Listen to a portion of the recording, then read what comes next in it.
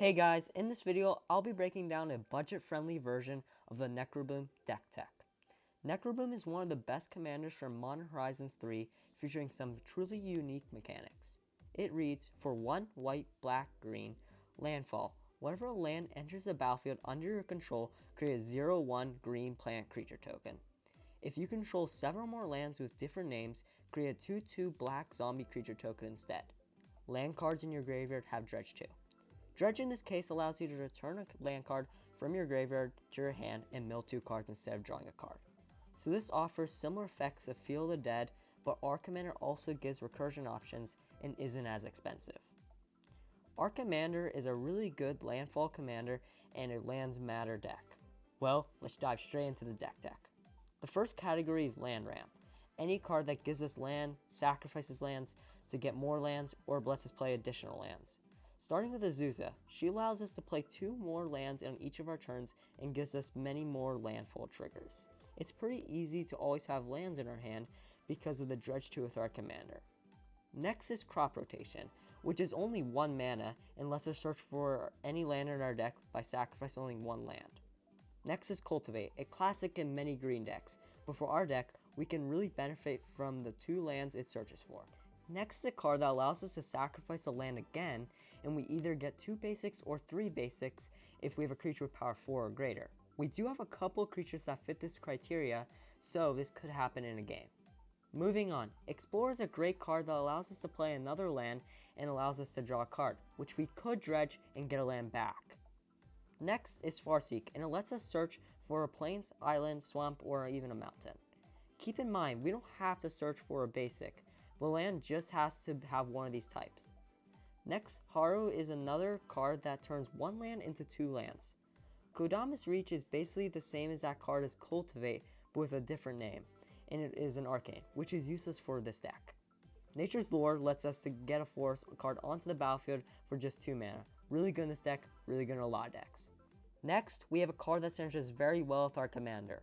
First, it allows us to play another land each turn and trigger landfall abilities, but it also allows us to see and play lands from the top of our library. So what we can do is see the next card is worth drawing. If not, just ditch it and get a land with our commander. Then, Rampant Growth. It got ramp in its name. You already know we're going to be ramping with this card. Then Roiling Regrowth. Same effect as Haro, we get to sack a land and get new lands. Then we have Sakura Tri-Belter, which allows us to sacrifice him to get a basic land, and we do have some recursion to pair nicely with this creature ramp and get him back. Spring Bloom Druid once again allows us to sacrifice a land to get more lands, but as a creature. Moving on to Thalia and the Gitrog monster, which does it all. It allows us to play an additional land on each of our turns, makes our opponent's non-basic lands hit the battlefield tapped, and allows us to sack lands to draw cards. Then we have just the Gitrog monster, which makes us sacrifice lands to keep him alive, but we get to play more lands and draw cards anytime a land hits the graveyard, which is going to be happening a lot from our sacking and dredging from our commander. Last card for this category gets bigger for the more lands in the graveyard, and it allows us to sacrifice either a forest or plains to get any land in our deck. Moving on to our next category, Landfall. Any triggers that occur when a land hits the battlefield. First, Ancient Green Warden. It has land recursion, and it practically doubles our landfall triggers for our commander and our other cards with landfall. Next, Avenger of Zendikar. It creates 0/1 plants based on how many lands we control, but here's where it gets interesting. It pumps our plants each time a land enters the battlefield. Keep in mind, the tokens our commander makes are plants, as long as we don't have 7 or more different lands. So you can see this can turn very ugly very quickly for our opponents. Moving on to a card that allows us to see and play lands from our deck. Remember, this is very good, and we also gain life for each land we play. Pretty good. Next, Emerald Angel. It creates 1/1 birds, most importantly with flying. We don't have too many flyers, so these tokens could be blockers or attackers depending if our opponent's creatures have flying. Felidar Retreat gives us options when we play land. We either get to make a 2/2 or put a 1/1 counter on all of our creatures, and they give vigilance. I think the choice is a pretty easy decision. Then, for 1 green, we get another way to gain life and stay at a healthy life total. Then, we have a card with an okay landfall ability. It gets a pump up for each land, but it doesn't have trample or evasion. But it is also a land, so this adds to diversity of lands for our commander. Then, Lotus Cobra. It gives us additional mana for each land entering play. Extra mana is always good as long as you have cards in hand. Then we have a card that pumps our creatures and creates 1/1 tokens when a land is played under our control. This next card allows us to create beefy 4/4s each time a land is played under our control. Moving on to Retreat to Hagar, which we can either drain our opponents and gain us life, or give one singular creature death touch. Wow, the decision is very hard to make. Next, Scute Swarm, one of the best cards in the deck. Giving us many copies of it after we have more than 6 lands is huge.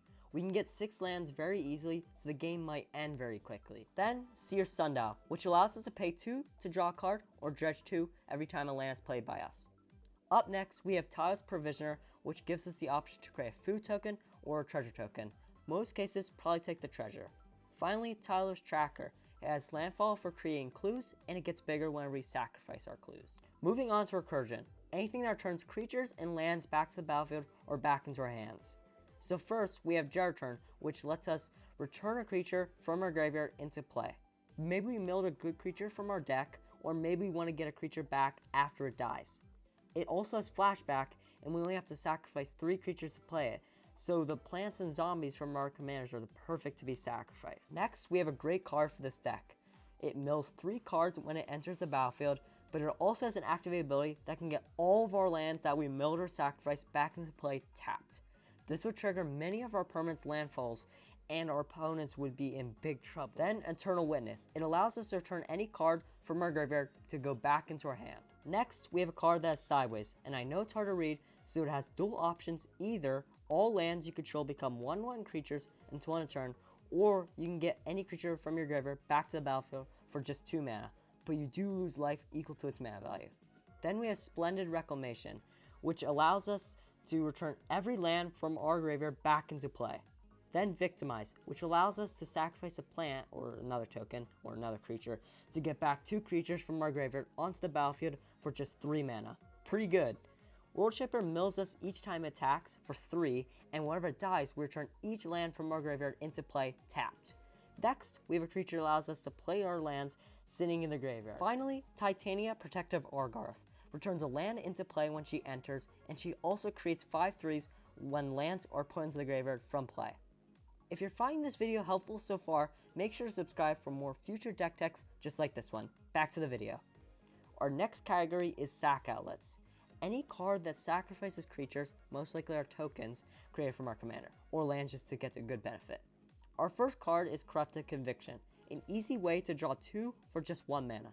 Next is Deadly Dispute, which also allows us to sacrifice one of our tokens or an artifact to draw 2 and create a charge token. Then, Village Rites. Same thing as Corrupted Conviction, it just has a different name. Lastly, we have a sack outlet for lands that makes us able to gain life and put lands into the graveyard from the battlefield.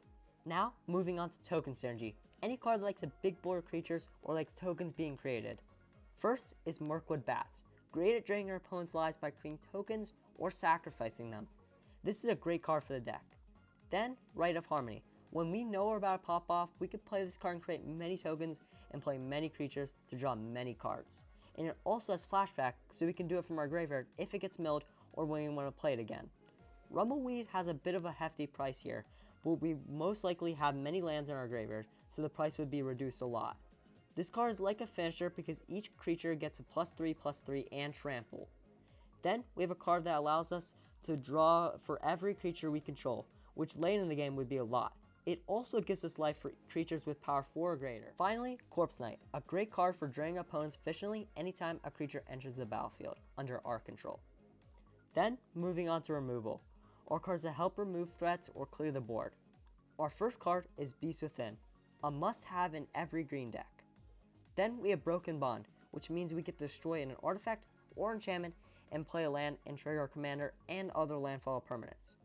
Cleansing Nova gives us an option to destroy all creatures or destroy all artifacts and enchantments for just 5 mana. Then, Despark exiles anything with mana value 4 or greater. Then, Feed the Swarm, a 2 mana removal and we only lose a bit of life. Generous Gift, another must-have for removal in any white deck now. And this deck is no exception. Then, Naturalize, another way to get rid of an artifact or enchantment. Next, Path to Exile, an easy way to exile a creature, and it could even be one of ours to get an extra land. Finally, Swords of Plowshares. Again, only 1 mana to exile a creature. Very good. Next, Mana Rocks. We don't have many because we have so much land ramp within the deck. First is Arcane Signet. This goes in every single EDH deck. And Soaring, the most played card within EDH. This one goes in literally every single EDH deck. Our last category is lands. Remember, we want to have at least 7 different lands to get bigger creatures, so we have many different lands that aren't basics. First, Canopy Vista. All we need is basic lands, which we have a couple of them, and we can also search for them with other cards. Just like Evolving Wild, which triggers twice for landfall and can be returned with our commander. Next is Echoing Deeps, which can copy one of our good lands in our graveyard. If you want to have a different name, you could just enter the battlefield as itself. Next is Command Tower, which gives us white, black, or green, just our commander's identity color. Next, we have a land that adds a color that an opponent's land could produce. Next, Ghost Quarter, which can add colors, and it can sacrifice itself to destroy a non-basic land. Remember, with our commander, we can exploit this and do it over and over again to keep destroying our opponent's lands. Golgari Rot Farm lets us pick up a land and play it again later and still get 2 mana tap when we tap this. Next, we have a card that enters the battlefield tapped, but grants us the ability to sack it and get a plains and a forest, and we can then return it with our commander and do it again and again and again.